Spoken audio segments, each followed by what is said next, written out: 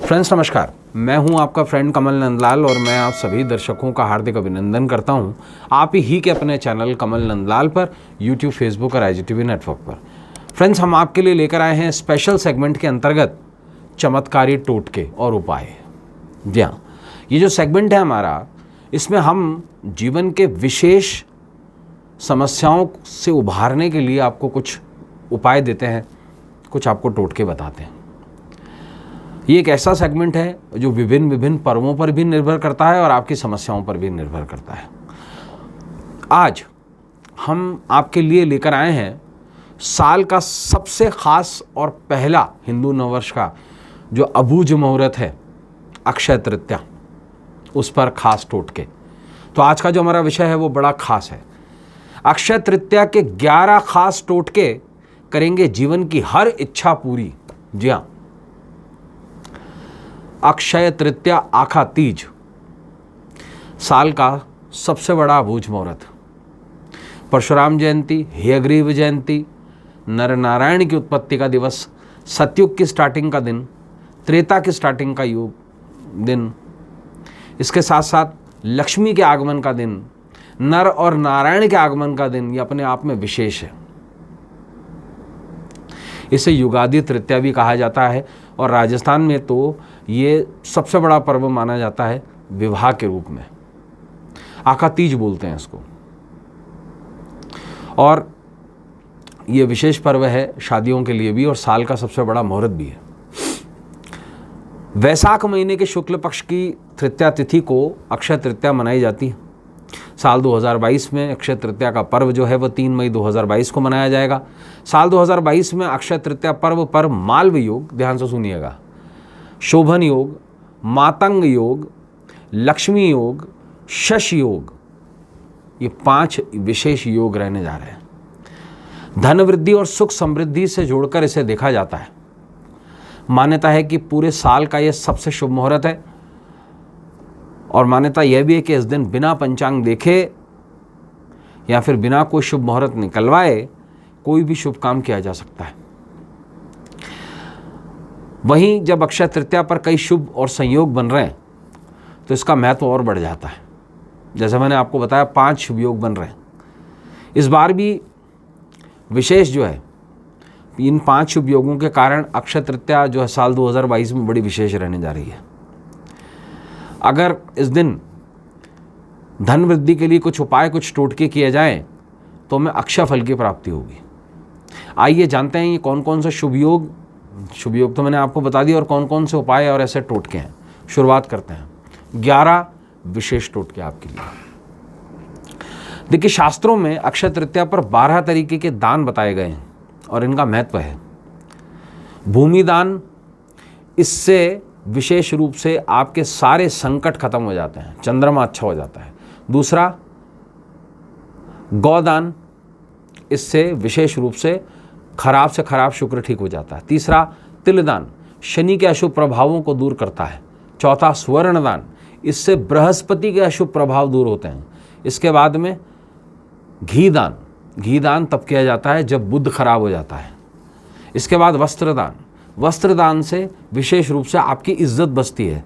सामाजिक अगर कोई दिक्कत आई हुई है तो वो आपकी बच जाती है। इसके बाद में धान्य का दान, धान्य मतलब गेहूं, अनाज, इससे आपके भंडारे भरे रहते हैं, माता अन्नपूर्णा प्रसन्न होती हैं। इसके बाद गुड़ का दान, इससे आपका पराक्रम बढ़ता है, आपकी ताकत बढ़ती है। इसके बाद चांदी का दान, इस दान से विशेष रूप से मानसिक अवसाद की जो स्थिति होती है वो दूर हो जाती है। इसके बाद नमक का दान, ये विशेष रूप से राहु को ठीक करने का उपाय होता है। और शहद का दान, जिससे विशेष रूप से आपकी काम शक्ति बढ़ती है। और आखिरी दान है कन्यादान।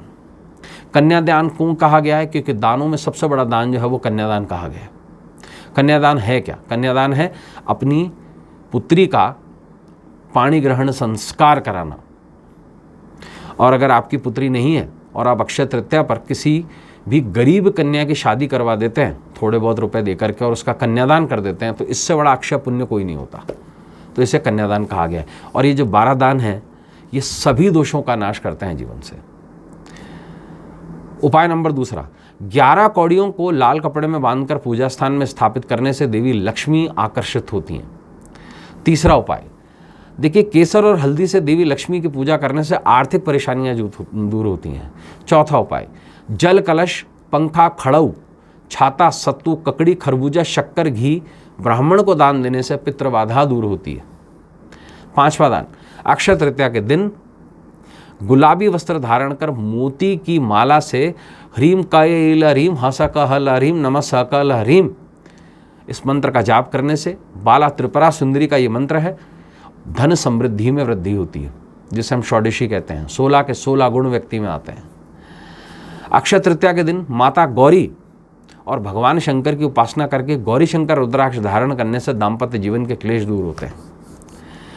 अक्षय तृतीया के दिन गौरी और शंकर का लाल फूलों की माला से अगर गठबंधन करा दिया जाए तो उससे विवाह में आ रही बाधा दूर हो जाती है। स्पेशली उन लड़के लड़कियों के लिए जिनकी शादी नहीं हो पा रही है, अगर वो लाल फूलों की माला से शिवलिंग पर बांधकर उसको गौरी के गले में डाल दें, गठबंधन करा दें पूजा पाठ के साथ में, तो आपके विवाह में आ रही बाधा तुरंत साफ हो जाती है।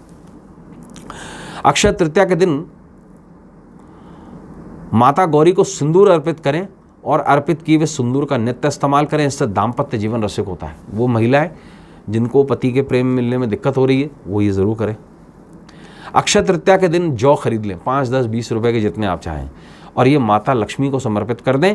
इसके बाद में इसे गमले में बो दीजिए और इसको रोज़ पानी देते रहिए। जैसे जैसे जौ बढ़ते जाएंगे, इसे कहा गया जयंती मंगला, जयंती कहते हैं इसको, जब ये धान उगना शुरू हो जाता है इसे जयंती कहा गया है। तो जयंती मंगला काली आपने सुना होगा ना, तो ये मूलतः लक्ष्मी का प्रोडक्शन है, ये समृद्धि का प्रोडक्शन है। तो जैसे जैसे ये जौ बढ़ेंगे वैसे वैसे समृद्धि आपके जीवन में बढ़ेगी। अक्षय तृतीया के दिन ये 10वां उपाय है। अक्षय तृतीया के दिन मिट्टी के पात्र में जल भरकर शिवालय में दान देने से पुरुषों को इच्छित जीवन संगिनी प्राप्त होती है। अगर आप किसी से मनी मन प्रेम करते हैं और आप उसे बता नहीं पा रहे हैं और आप उससे विवाह करना चाहते हैं, अगर आपका प्रेम सच्चा है, तो एक मिट्टी का हांडी ले लीजिए या उसका कलश ले लीजिए मिट्टी का, उसमें जल भरिए शुद्ध और शिवालय में दान दे दीजिए इसका।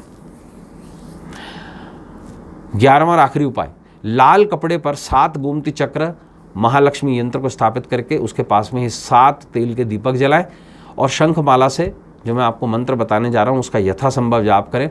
हुम हुम हुम श्रीम श्रीम ब्रह्म ब्रह्म फट इसका जाप कर लें, इससे सभी सुखों की प्राप्ति होती है। तो दोस्तों ये थे वो 11 खास टोटके जो अक्षय तृतीया पर आपकी किस्मत बदल सकते हैं, आपके जीवन की हर इच्छा को पूरी कर सकते हैं। आज के लिए बस इतना ही। कल स्पेशल एपिसोड में आपसे फिर मुलाकात होगी। इजाज़त दीजिए। नमस्कार। नमः शिवाय।